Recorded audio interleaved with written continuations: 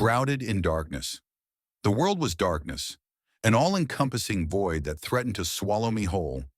As I slowly regained consciousness, the familiar sensations of my surroundings slowly filtered in. The stale, sterile scent of antiseptic, the faint beeping of medical equipment, the distant murmur of voices. And yet, despite these familiar cues, something was deeply, irrevocably wrong. I tried to open my eyes, to blink away the oppressive veil of blackness that shrouded my vision, but it was as if my eyelids had been sealed shut, their movements restricted by an unseen force. Panic rose in my throat, a ragged, guttural sound escaping my lips as I fought against the constraints, my fingers frantically clawing at the unyielding barrier. And then, the stinging, the searing agony that lanced through my fingertips as they connected with something sharp and unyielding. Needles, I realized with dawning horror. My eyes had been sewn shut, leaving me trapped in a world of unrelenting darkness.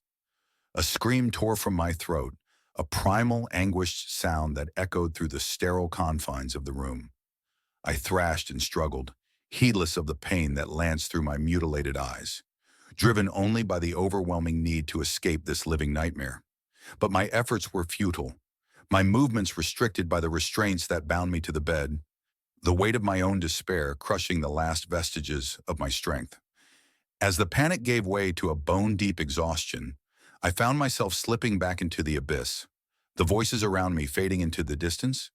When I next regained consciousness, the darkness had not lifted, the veil of blackness still shrouding my vision. But this time, a new awareness began to filter through the haze of my terror, the gentle caress of a touch, the soothing murmur of a voice, and the chilling realization that I was not alone. "Shh, don't be afraid," the voice whispered, its tone laced with an unsettling, almost maternal warmth. "You're safe now, my dear. The procedure is complete." Procedure? I wanted to scream, to demand answers, but the words caught in my throat, replaced by a ragged, keening whimper. And then, the touch. Cool, slender fingers tracing the contours of my face, lingering over the delicate skin around my eyes, now forever condemned to darkness. "You see," the voice continued, its cadence almost sing-song in its cadence, "I couldn't bear the thought of you seeing the world without me. So I made sure you would be blinded to it. Forever." The implications of those words sent a chill down my spine, a visceral realization of the horror that had been inflicted upon me. This was no mere accident, no random twist of fate. No, I had been deliberately, intentionally robbed of my sight, condemned to an eternity of unrelenting blackness by the very person I had trusted. As the weight of that truth settled upon me, I felt a wave of nausea and despair wash over me, the tears streaming freely down my cheeks.